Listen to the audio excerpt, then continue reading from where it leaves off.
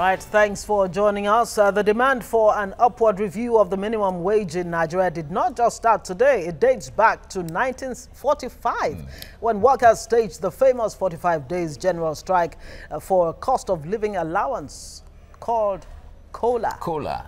That's All right. real Coca-Cola. Okay, I didn't say that. But also in 2007, Nigerian workers achieved their demand for a 25% general wage rise via the Ernest Shonekan Wage Consolidation Committee, but it was reduced to 15% by former President Olusegun Obasanjo.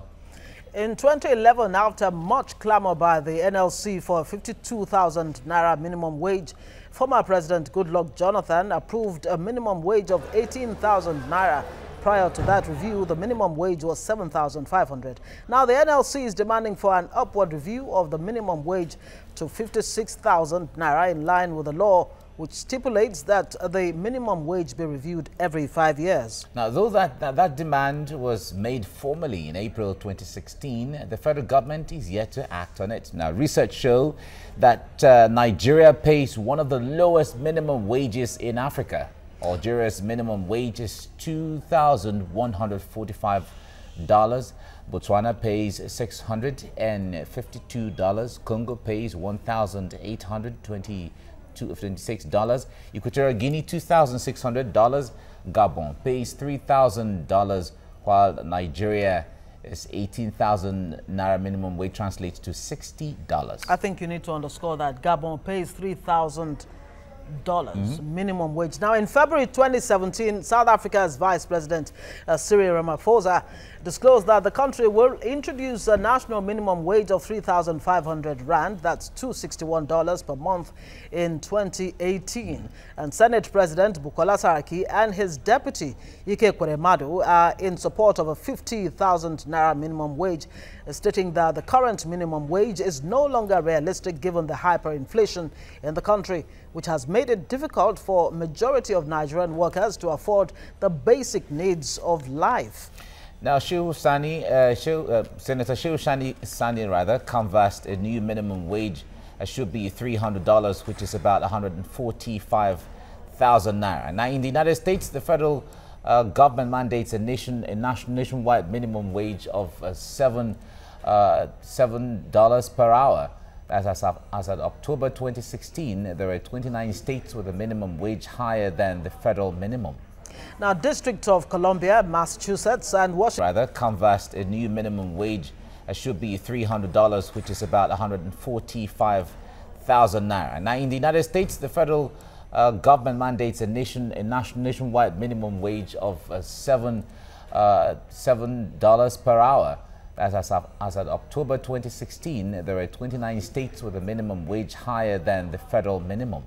Now, District of Columbia, Massachusetts, and Washington have the highest minimum wages in the country. District of Columbia pays $11.50 minimum wage per hour, while Massachusetts and Washington pay $11 per hour. Now, you have a background there. Of course, there is no need overstating the fact that Nigeria still pays the lowest minimum wage, whether you're talking about Africa or even the rest of the world. Our guest is actually in the studio. Yeah, we have our guest in the studio, Comrade Bala Boboyi Kegama. He is the president of the Trade Union Congress of Nigeria, TUC. Comrade, it's good to have you join us right now. Good morning. Good morning, it's my pleasure. How are you? Oh, yeah, well, okay. Now, let's go straight into the discussion proper. There hasn't been a time where government officials and government institutions agree with labor more when it comes to the issue of minimum wage. What are the hopes this time around that the minimum wage will be raised to about 50,000 naira? Well, first and foremost, we have to realize that more than any other time, this time around we have issues of recession, inflation, the devaluation of the naira, and a host of other issues that pertains to accommodation where landlords have skyrocketed their rentals, cost of transportation from the outskirts of the urban centers to the core areas where you have secretariats of workers and the cost of foodstuff, education of the children of workers, Medicare of the families of workers. All these costs have gone up considerably. So, and we also know that the minimum wage law prescribes that after 5 years, it is due for review upwards. Of course, we do understand. We do understand that. Boboy Kagama, let me come in here now. Chris Ngige, the Labour Minister, did promise. He has said government is looking into the issue of minimum wage.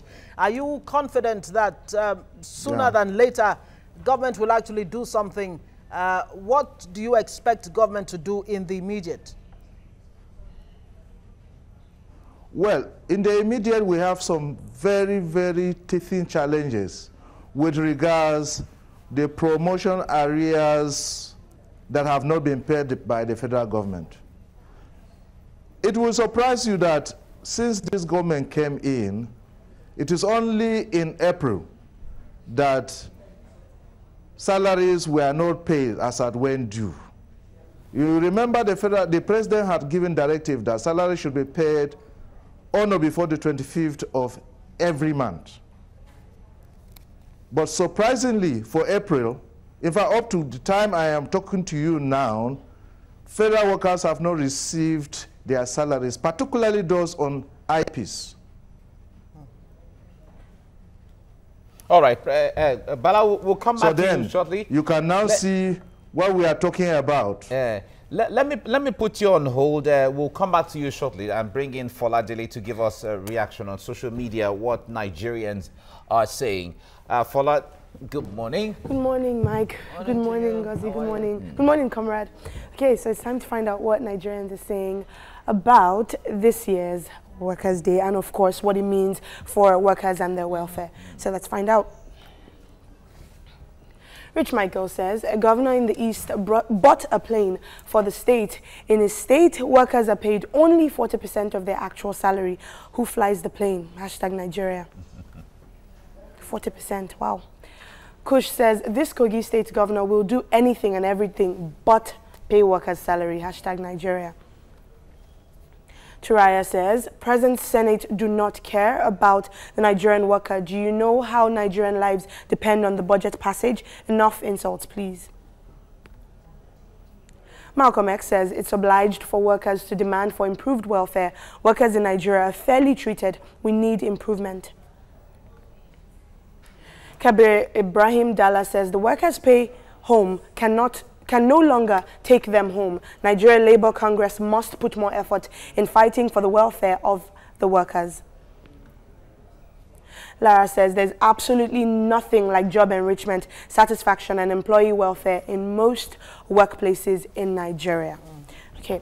Comrade, let me come to you now. So because, I mean, my job is to follow what people are saying online, and a lot of people seem to still be talking about the fact that the president was absent from the May Day rally. Do you think that, I mean, of course, he did send out a message saying that he understands the plight of the people and they're going to work on the new minimum wage issue, but do you think that the fact that he was absent shows a neglect or a lack of care for the welfare of the workers in Nigeria? Well, it's not necessarily so, but we strongly believe that we only have 1 day in a year, and that is 1st of May. So we had expected to see our president, and if he is not making, we expected a very high-powered delegation, particularly the vice president representing him. Part of the problem that we had, particularly at the Eagle Square,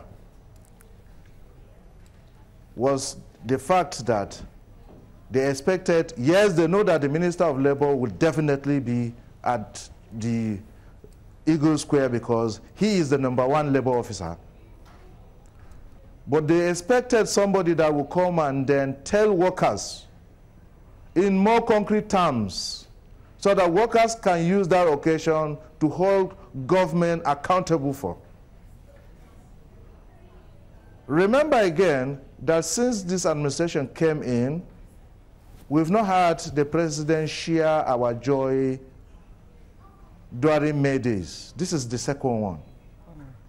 So it was like a kind of a problem for Nigerian workers. They wanted to see their president or vice president. That couldn't happen.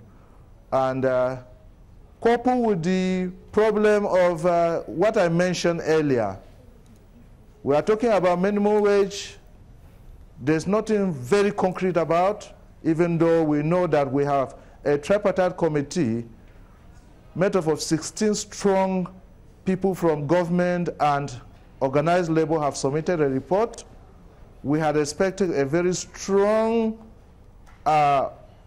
response from government on May 1st. And that response is going ahead to announce the constitution of members of the tripartite committee that will come up with an agreeable national minimum wage for Nigeria. All right, Comrade Bala, let's put you on hold. Fola, thank you very much. Thank you. Now let's come in this way. Right now, many states are unable to pay the salaries of workers. Now, if one way or the other, we create a scenario where there's a new minimum wage that is adopted and maybe 50,000 is the new minimum wage, how will the states, how viable are the states to pay that new minimum wage? Thank you very much. Our belief from labor angle is the fact that there is no state in this country that cannot pay its workforce from its internally generated revenue.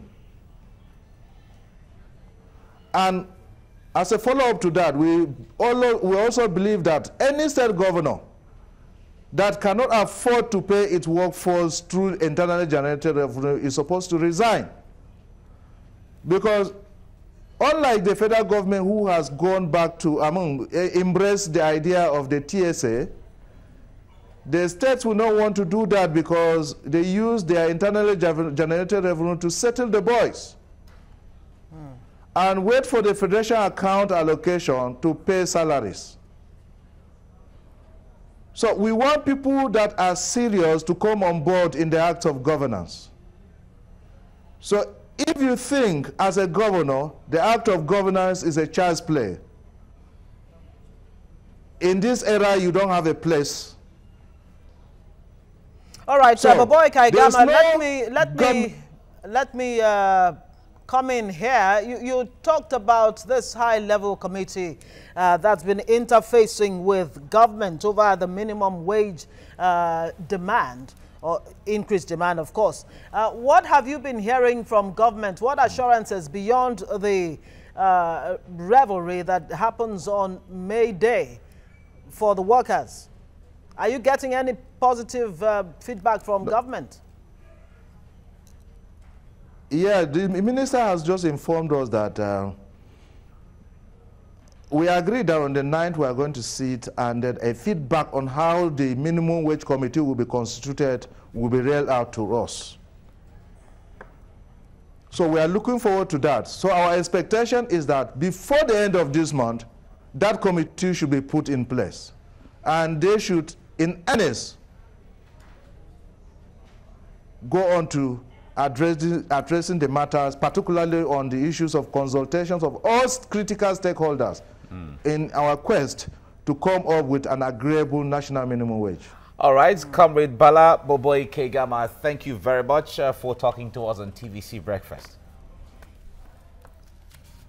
It's my pleasure. Thank you. Of course, while Nigerian workers are protesting and all of that, asking for better, higher minimum wage, you have workers at the Nigerian embassy in Washington, D.C. protesting non-payment of their salaries. Non-payment of salaries. 5 months that is backlog. Really embarrassing, because that has been going on for some time right now. And even back home, there's the issue of factions within the union, and some are even saying that they're demanding for about 90,000 naira minimum wage. Others are calling for about 56,000. And in all speaking of the factions, you wonder how this factionalization of the NLC is affecting their demands for higher minimum wage. Right. Well, I guess we'll have to leave it there this beautiful Wednesday morning on TVC Breakfast. It's been a pleasure being here. We look forward to having you again tomorrow. It's raining in Port Harcourt. It's raining in Port Harcourt already. We'll leave you with the weather. I am Mike Okwache. And I am Ngozi Alebu.